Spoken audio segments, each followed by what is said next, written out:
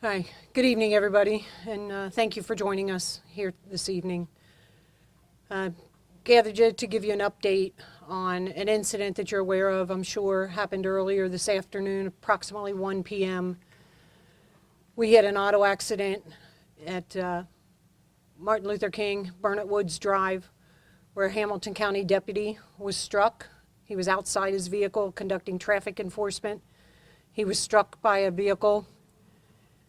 It saddens me tremendously to make you aware that he has since passed.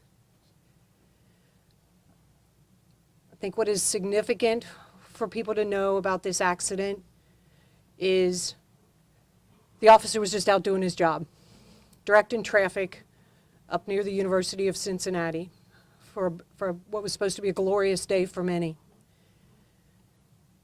What is significant also to know about this auto accident, as you know, we had a critical incident yesterday in the city of Cincinnati, an officer-involved shooting at approximately 9 a.m. yesterday morning. There is a connection between these two incidents. The driver of today's vehicle that struck a deputy has a family relationship with the 18-year-old that we shot yesterday. So that is currently under investigation by both our homicide unit as well as the traffic unit. Traffic unit and homicide are jointly investigating the traffic accident.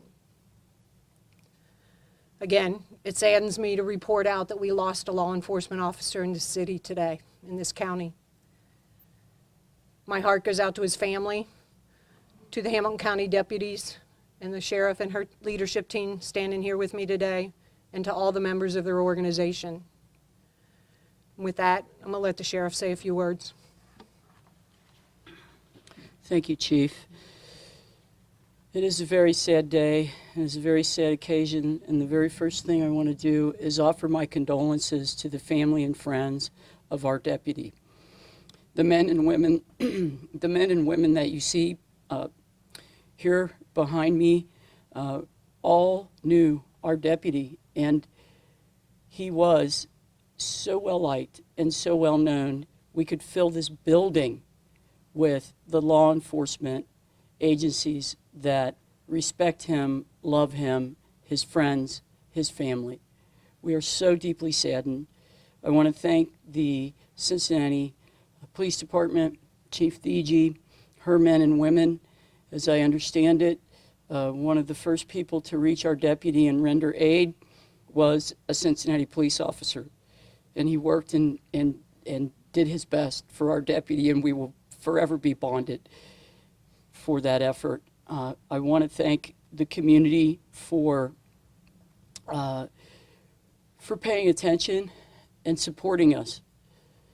We need support. Please support us. Please support our deputy, who I can tell you, I knew the man, and I knew what a tremendous, tremendous person he is, and what a tremendous loss we have all suffered. Cincinnati Police Department is in charge of this investigation. Therefore, they are the lead agency. They will answer any and all questions regarding any investigation surrounding the death of our deputy.